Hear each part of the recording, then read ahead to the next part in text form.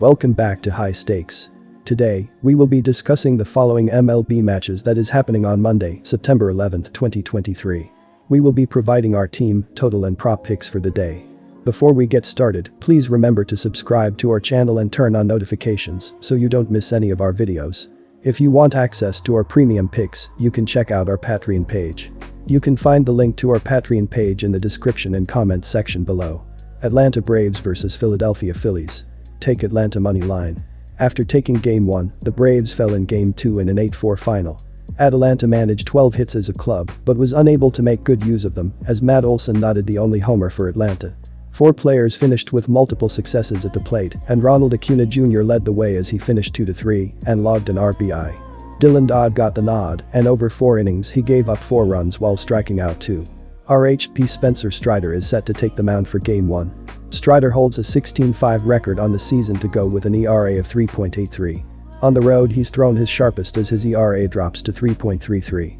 He's been holding foes to .212 at the plate and has retired 115 batters over his 81 innings thrown.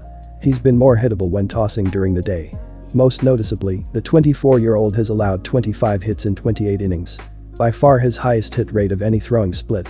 He has still managed to rack up the Ks, but home runs have also been more common. In his 5 daytime starts this season, Strider has given up 6 homers.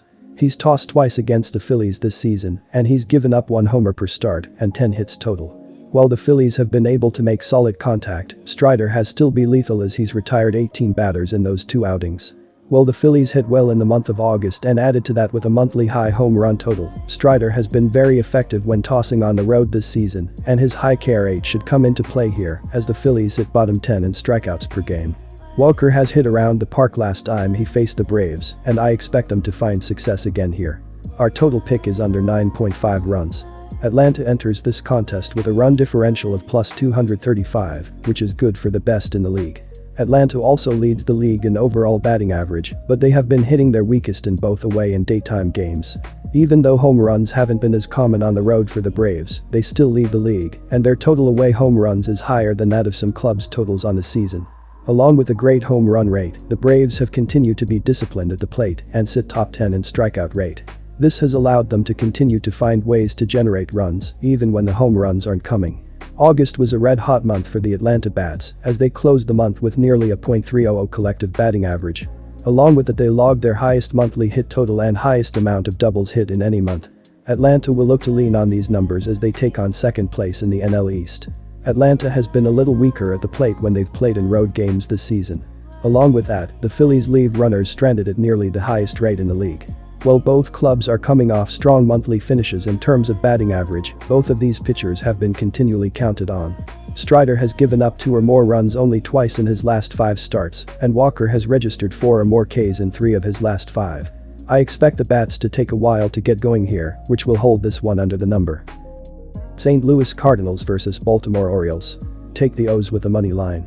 Many fans expected the Baltimore Orioles to slow down after their hot start to the 2023 season, but surprisingly, they've managed to get better as the year has gone on, and after a 7-3 record over their past 10 games, they're now in a strong position to clinch the American League East at some point soon. In their past 19 at home, Baltimore has been dominant at home with a 13-6 record in their past 19 games, while posting an even better 14-4 record in their past 18 games played against teams under .500, and if elite teams can't slow down Baltimore, the weaker teams in baseball seemingly don't stand much chance either. On the mound, Baltimore will look to young right-hander Dean Kremer, who is in the midst of yet another solid campaign, as he has put together a 12-5 record with a 4.07 ERA through 154 innings of work on the year. Despite taking on some tough competition in his past 3 starts, Kremer has been brilliant, allowing just 1 earned run through 16.2 innings of work, and after allowing no more than 3 runs a start dating back to the middle of July, it's safe to say he's growing as the year goes on, so this could be another big outing for him. Given the years that these teams are having, the Orioles come into this one as big-time favorites, but with the Cardinals playing some solid baseball as of late, plus 9 run differential over their past 12 games, against some very tough teams, this should be a very close matchup. However, even before they hit their strides in 2023, this is an interleague rivalry that the Orioles have got the best of, as they have posted a 6-4 record over their past 10 head-to-head matchups, as well as being 4-2 in their past 6 games played in Baltimore, and with a better season in 2023, expect another big Orioles win here. Take the over as a total pick.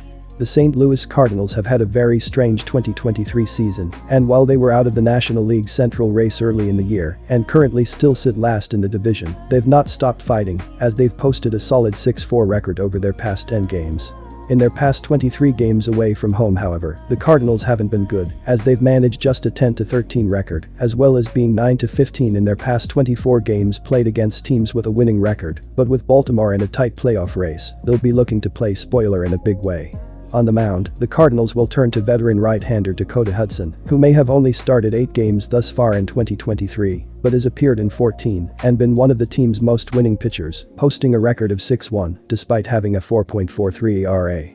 2 of his past 3 outings have been rough ones, however, as Hudson has allowed 5 earned runs in 2 of those appearances, and on the road against one of baseball's best lineups. This will be a major test for the 28-year-old. Coming into this one, these teams have struggled to get elite starting pitching, as they have won very few games while scoring 4 or fewer runs in recent times. Cardinals 1-11 last 12 times scoring 4 or less, Baltimore 1-6 last 7, and with the over sitting at 8-2 in their past 10 head-to-head matchups, offense will be on offer here. For the Cardinals, the over sits at 6-3-1 in their past 10 games, and for the Orioles, the over is 8-1-1 over that span. With the MLB's 13th and 7th best overall lineups, these teams should be in for a big day. St. Louis has managed to score 40 runs in their past 6 games, while Baltimore has scored 48 over that same time, so expect a big offensive outburst to kick off the new week. Washington Nationals vs Pittsburgh Pirates. Take the Pirates with the money line. Heading into Sunday's action, the Pirates had gone 8-3 over their last 11 games. The offense has been extremely sturdy in that stretch, scoring anywhere from 4 to 8 runs in 9 of those games. Through 143 games, they scored just 601 runs, second fewest in the National League. As a team, their slash line was .236, .314, .405, and their .702 ops ranked 23rd overall. Brian Reynolds had a 3-hit day in an 8-4 win over Atlanta on Saturday, hitting a home run, driving in 2 and scoring twice.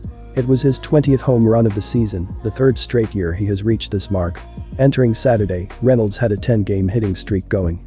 Pittsburgh's pitching gave up 12 hits in Saturday's win at Atlanta, but managed to keep the team in position to win. They have allowed 4 runs or more in 4 straight games, and on the year had a 4.53 ERA through 143 games. Over their last 13 games, the pitching staff went 8-4 with a 4.17 ERA and a 1.26 WHIP. Overall, the bullpen has been decent, with a 27-23 record, 40 saves and a 4.02 ERA on the year. The Pirates secured 2 out of 3 victories against the Nationals in Washington back in April. While it was a stronger Pittsburgh team at the time, it's debatable whether the Nationals have undergone significant changes since then. Corbin faced them in that series and ended up with a loss, conceding 3 runs, 7 hits, and a walk over 5.2 innings. There are doubts about whether Corbin has improved over the course of this season, and in all honesty, he may have regressed. His most recent start was nothing short of a disaster, and he currently holds a 5.26 ERA over 14 road starts this season, accompanied by 19 home runs allowed. Given Corbin's struggles, the Pirates' offense appears to be performing well enough to capitalize on this situation. Take the over. And here is why. The Nationals had gone just 3-7 over their last 10 games prior to Saturday's finale against the Dodgers. They allowed 6.9 runs per game in that stretch, and on the year had a 4.97 team ERA through 142 games, ranking 27th overall. Their 1.45 WHIP was 3rd worst, and the 1,068 strikeouts recorded were 2nd fewest. The club is 13-15 when Corbin has started this season, with losses coming in each of his last 2 starts. The lefty allowed 14 runs, 17 hits and 2 walks over his last 9 innings pitched. The over went 2-1 in their 3 meetings this season, with the 2 teams combining to average 11.7 runs per game. Combined, the Nats and Pirates saw 147 of their games hit the over this season, with 7 of both teams' last 10 games landing over. Corbin has had a rough go of things this season, and even more so of late. He is giving up big runs, and Pittsburgh, though not considering an offensive juggernaut, can still put up a good chunk of runs to get us close. I also do not expect Pittsburgh's pitching staff to go posting a shutout here, especially when they have yet to name a starter. They have allowed at least 4 runs in 6 of their last 7 games.